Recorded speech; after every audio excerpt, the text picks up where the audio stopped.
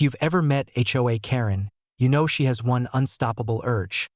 If she sees something she doesn't understand, she must destroy it. So when she spotted my brand new satellite dish, a sleek, high-tech array mounted on my barn roof, her brain immediately went, "That looks expensive and suspicious. I should interfere." Now, what Karen didn't know, and never bothered to ask, was that this dish wasn't just for TV. It was part of a secure communications link used by the county sheriff's department and the emergency services network. See, I'm a certified systems engineer.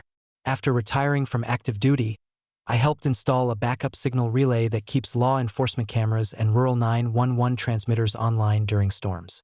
My property, being on high ground, made the perfect hub. But to Karen, it was unsightly.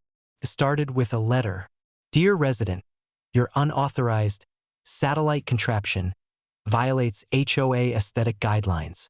Please remove it within 72 hours or face a $1,500 fine." Karen, HOA vice president, I nearly spit out my coffee. I wrote back, politely, professionally, explaining it was a federal communications relay under a contract with the county. I even attached a copy of the authorization letter. 3 days later, I came home to find my ladder missing, a cable hanging loose, and the dish tilted sideways, wires ripped clean out. And there she was, standing in her yard holding my screwdriver like a trophy. I walked up slowly. "Karen, did you just take down my dish?" She smirked. "Yes, it was violating HOA policy. You should thank me.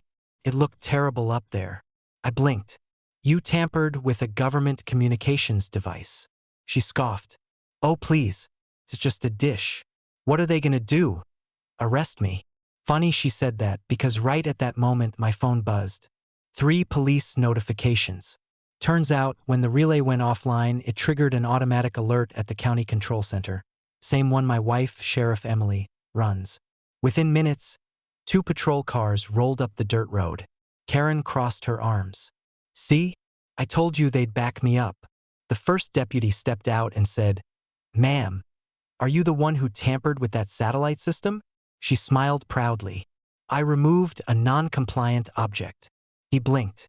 "You removed a federal relay?" Her smile faltered. "Federal what now?" The second deputy stepped closer, radio crackling. "Dispatch confirms.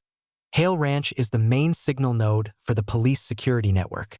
You just took down half the county's camera feed." Karen turned pale. "No, that can't be." He held up my authorization letter. "It's signed by the sheriff herself." Karen looked like she wanted to melt into the soil. Then she pointed at me, desperate. "You didn't tell me it was government property." I crossed my arms. "I emailed you twice, Karen. You said, and I quote, 'Your paperwork means nothing to the HOA." The deputy chuckled. "Well, ma'am, I'm afraid the federal government disagrees. They didn't arrest her, but they did fine her heavily for vandalism of communications equipment and issued a warning that any further interference could result in criminal charges." As the officers left, Karen stood there trembling, clutching her clipboard like a lifeline. "Why, you can't tell anyone about this," she stammered. I grinned. "Karen, it's literally in the police system log. Everyone already knows." She gasped. "You're bluffing."